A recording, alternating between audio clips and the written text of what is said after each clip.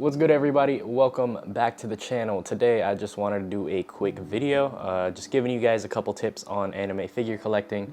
I thought it was something that would be kind of a sequel to my manga tips video that I did a while back, and I think it would be useful for some people, so here we are. Just leave in the comments below some tips that you have for collecting anime figures, things that I didn't go over in this video if I missed anything. But yeah, just leave that in the comments below and let's just get right into the video. The first tip that I have for the video is something in common with manga. It is to know how much space you have. And the thing with anime figures is that it's not just the space for the figure, you also have to take into account the space for the boxes. Some people choose to throw the boxes away, which I completely understand, but in my opinion, I think it's better to keep the boxes in case you want to sell the figures later on. Having the box will help keep the value up, and you'll be able to sell them at a higher price instead of just having them stand alone. And also, it's way better for shipping if you keep the boxes because it'll, keep the figures intact when they're going through transit. But if you're really gonna get into anime figure collecting, like you're gonna collect a lot, be sure you have space not only for the figures, but for the boxes as well. I can't tell you how much I've had like boxes just laying around my room because I didn't have any space for it, but luckily I got a storage unit, and a lot of that storage unit has a lot of anime figure boxes. So just keep in mind, have somewhere to store your anime figures and your anime figure boxes, and yeah, you should be good. Another tip that I have is to always dust your figures, and it's something that I should honestly pay attention to myself more because I rarely dust my figures, but be sure to dust your figures because dust could cause damage to your figures.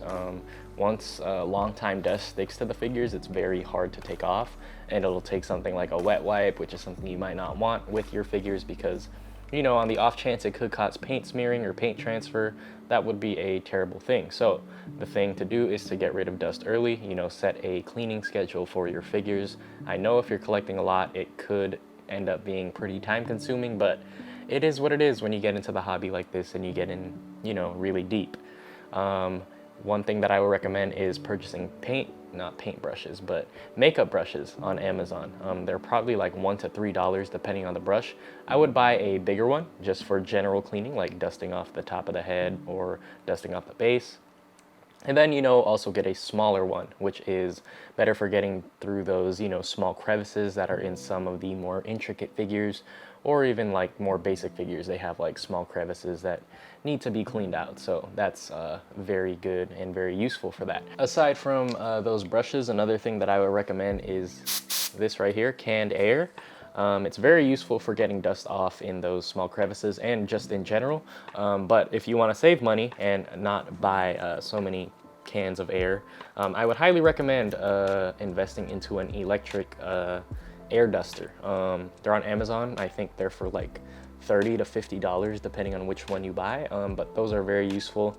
You won't have to keep buying cans of air for like $6.99 or $5.99 over and over again. It'll just be a one-time investment and it should last you pretty long. But yeah, I would recommend dusting your figures on a set schedule as it will help keep your figures in pristine condition. Tip number 3 that I have is to know the different types of figures there are. When I first started collecting, I did not know that there were so many different kinds of figures, and I kind of just bought some on a whim, not knowing what the quality is like.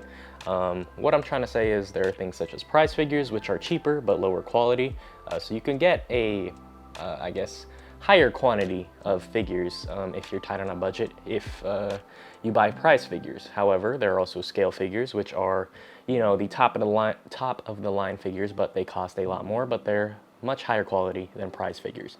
There are things such as Nendoroids, which are, very small and compact, which is for those who, want a high quality figure, but are very short on space. And there are also things like Figmas, which are more posable, more like action figures, but they're still very high quality. So what I'm trying to say is, know what kind of figure you want when you're collecting. Some people like to stick strictly to scales. Some people like to stick strictly to Nendos. You get my drift. And, a lot of people just like combining everything and collecting it all, but if you're tight on a budget or have limited space, be sure to know what kind of figures there are and which one best suits you. Another thing that I would recommend is definitely setting a budget and knowing how much certain figures cost so that you don't overpay. What I mean by this is that there are some websites that charge more than others, so be sure to check out online or in person what the competitive price for the figure is so that you know you're getting the best deal possible. And another thing to note is that if you're buying from overseas, shipping costs are definitely a thing that you want to take note of. There are different shipping options. For example, in AmiAmi, there's EMS, DHL, Surface Mail. I know there's like something called Air Packet. I think those are the four main ones, and all vary in price and all vary in speed. So if you don't really care about when you get your figures from overseas, definitely pick the cheapest option. But if you care about that, you can pick some of the other options. They will definitely be more expensive. Take note that the more premium options will probably cost, if you're shipping a scale, half or even more than that, or even as much as the scale figure itself. So you'll be paying a pretty penny for shipping, so be sure to be mindful of that, because when I first started, I thought that I was getting a deal on a Data Live figure, I believe, for 11,000 yen, and then I was shocked when I saw that the cost for the whole package was 16,000 yen, so just keep that in mind. One of the biggest tips I can give when collecting figures is to purchase strategically, and what I mean by this is don't buy figures that, from series that you don't really like, or you just think that the figure looks cool, because then you won't have as much attachment to these figures, and then you may look back on it and say, why did I buy this figure in the first place? I can say myself that I've had a lot of those purchases because I would buy things on a whim, and I would buy things just because I was caught up in this hype that, oh, I need so many anime figures in my room and it would look so cool. So what I'm trying to say is be strategic when you buy. Buy what you love. I've said this before in the manga video, but buy what you love because you're more likely to stick with these figures for a longer period of time. Selling figures is somewhat of a hassle, not as much as before, because there are things such as my figure collection, r/anime figures.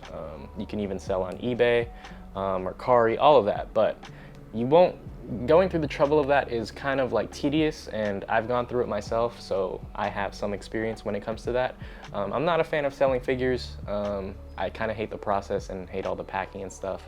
But sometimes if you make mistakes and buy things on a whim, that's what happens. So yeah, try to buy things that you truly love, so then you don't have to, look back and be like, why did I buy this, and kind of regret it. Another tip that I have for y'all is to make sure you're updated with what's coming out and, pre-orders that are coming out, because that can save you a lot of hassle when it comes to, missing the pre-order window and having to buy things in the aftermarket. Because when you buy things in the aftermarket, things are usually a lot more expensive than when you pre-order them.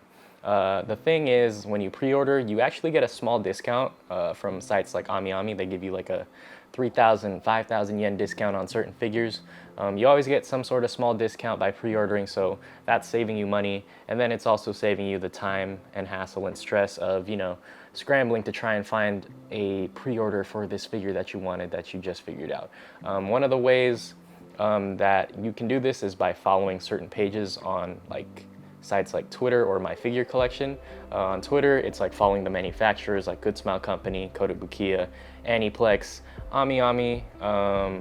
That's off the top of my head, that some figure manufacturers that I follow, but they'll post when things are up for pre-order, and you can click those links and secure your pre-order and save yourself all that stress and money. So yeah, be sure to always be up to date on your pre-orders so that you don't have to pay those aftermarket prices. Another tip that I can give y'all, pretty much the final tip, is to not be afraid to buy pre-owned. Buying anime figures pre-owned is not as bad as you think it is. There are websites that sell and specialize in buying pre-owned figures, such as Book Off, such as AmiAmi. Those are the two big ones, such as Mandarake.